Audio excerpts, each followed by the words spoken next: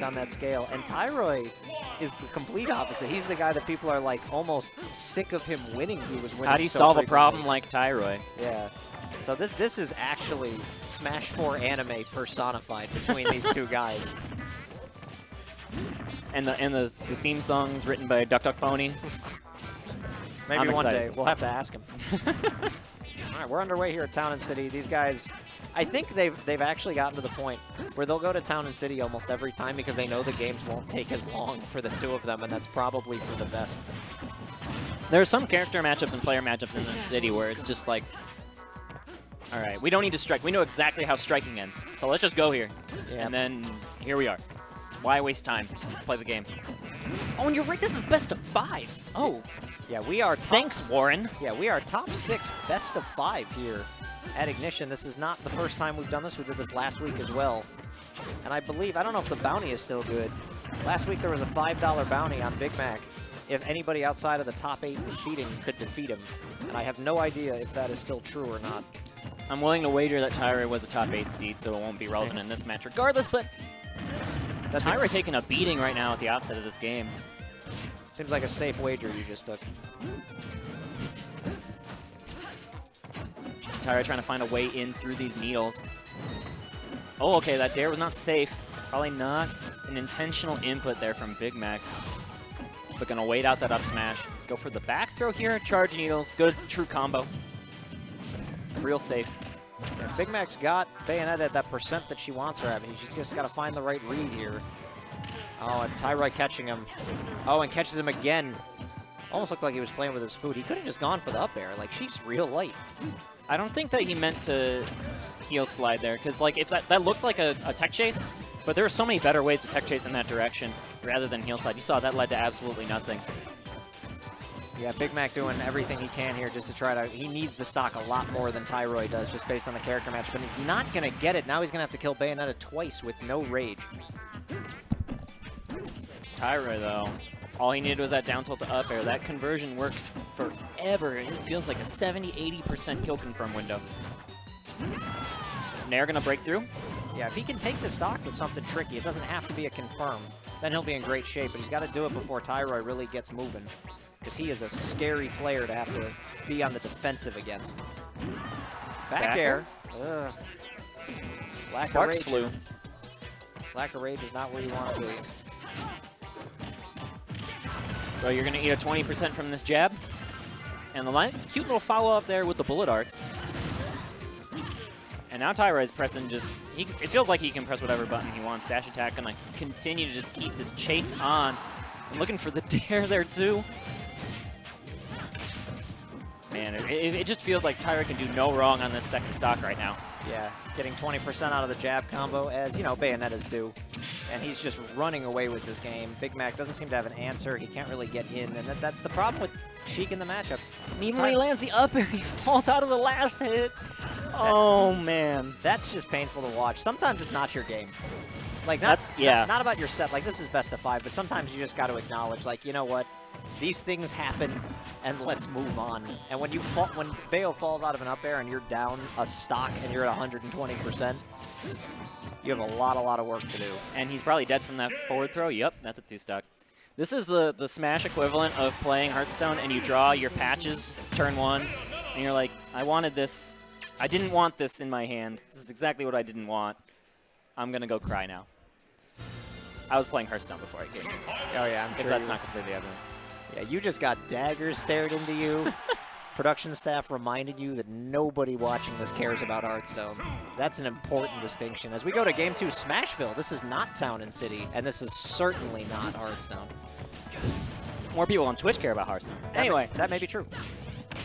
All right, let's see if Big Mac can recover from this unfortunate hole that he kind of dug himself into. He really did have a few chances to end Tyroy's stock that last game, and once he didn't, it just got run away with. Yeah, that was just a mentally draining second stock, and in order to beat that, you just kind of got to reset. You have to recalibrate your mind. Like, Tyroy didn't do anything tricky. He just won every single neutral exchange because Big Mac tried to press the issue a little bit too much. So just slow things down.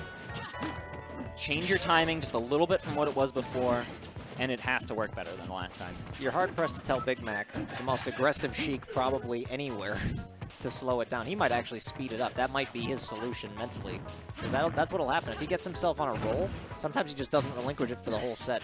But I feel like he's still trying to kind of find his footing so far. Tyroy's mixing it up a lot more than usual. He's been throwing out more back airs early. He was playing a little bit of mind games with him with the side Bs on the ground. Tries to get the single air hit and go for the back air off the top. Would have worked, but he was about a couple of frames too late. The air dodge getting Big Mac out of severe danger. I don't know how Tyroy did that. He snuck out like a down air and it knocked Big Mac really far away. That hitbox came out just so lightning quick. I didn't think that would work as a combo breaker, but here we are. Yeah, Bayonetta's doesn't really have any bad moves. I'm trying to think of one, and I'm having a hard time with it.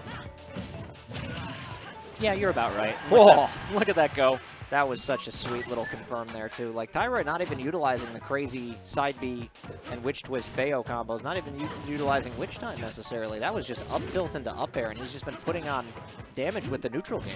Got Sheik to about 150 with maybe one side B combo that didn't kill that entire first stock. So Tyroy looking crispier than ever. Again, I think Big Mac's just timing is incredible. When I said slow down, I didn't necessarily mean don't play aggro. I just meant be a little bit more deliberate about when you approach, and this is going to cost you. Oh, but he teched off the wall. What a nice tech from Big Mac. Everyone write that down. If you're having trouble with a Bayo and she puts you in that situation, just DI in. That gives you a much greater chance to get that tech. Yeah. Also practice.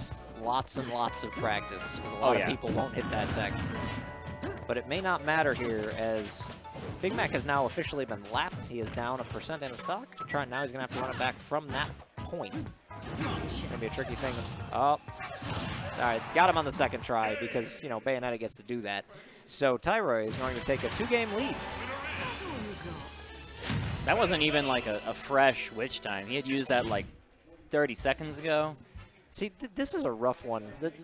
This could be the last of our hero this game for at least a little while, because that was one of those situations where, like, game one, Tyroy just chased Big Mac with side Bs and didn't even confirm them. Just hit him with like 3 in a row. And then game two, hits a witch time, throws out an up smash, misses, realizes he can throw out a second up smash. It's like not intentional disrespect, but it almost feels borderline like it's a feel bad moment. There's no other way to really phrase it. Because you feel like your opponent did what he was supposed to do, then flubbed it, then got rewarded anyway, every time. And this is, and then the opening 20 seconds of this game, we see just like kind of how Big Mac's day has been going in this matchup, where he tries to go for a shield grab and he just doesn't turn around the grab in time.